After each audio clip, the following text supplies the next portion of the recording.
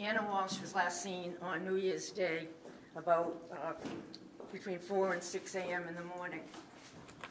The defendant indicated that she left the house to go, she works in Washington, D.C.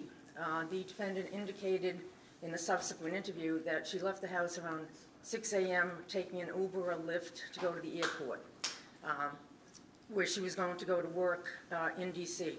That was the last time she was seen.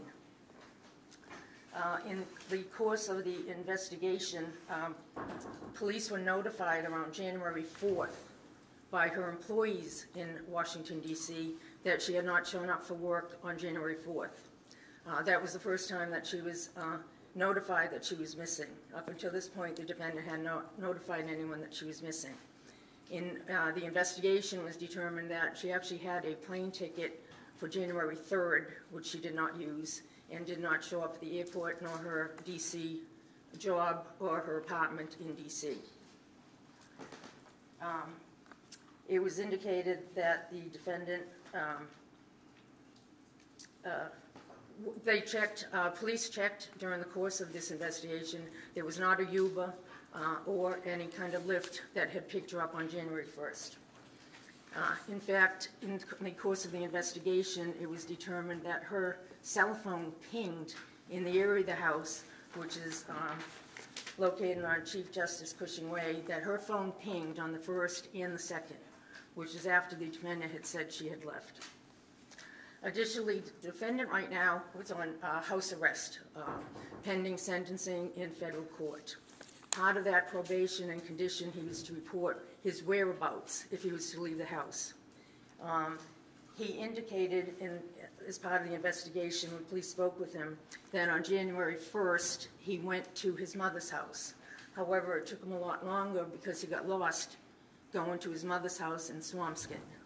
He also subsequently indicated and stated to the police that he went to Whole Foods and CVS. Police subsequently did surveillance and checked. There was no surveillance or indication that he went to Whole Foods nor CVS. He indicated he purchased some items. There's no receipts for him having purchased that. He then returned home. Surveillance was checked by several police during this time frame. These statements caused a lot of delay as part of the investigation, as police now were focusing on the North Shore. He further indicated that on January 2nd, as he was supposed to report in, that the only time he left is that he went to take his son for some ice cream. Surveillance checked during the investigation indicated that the defendant, in fact, on January 2nd, sometime after 4 o'clock, went to the Home Depot, which is in Auckland. He's on surveillance at that time, purchasing about $450 worth of cleaning supplies. That would include mops, bucket, tops, T-Vex, drop cloths, as well as various kinds of tape. He's on surveillance at that time on January 2nd, even though he said he never left the house. Police obtained a search warrant and actually searched the house with crime scene services. During that time, they found blood in the basement. Blood was found in the basement area, as well as a knife, which also contained some blood.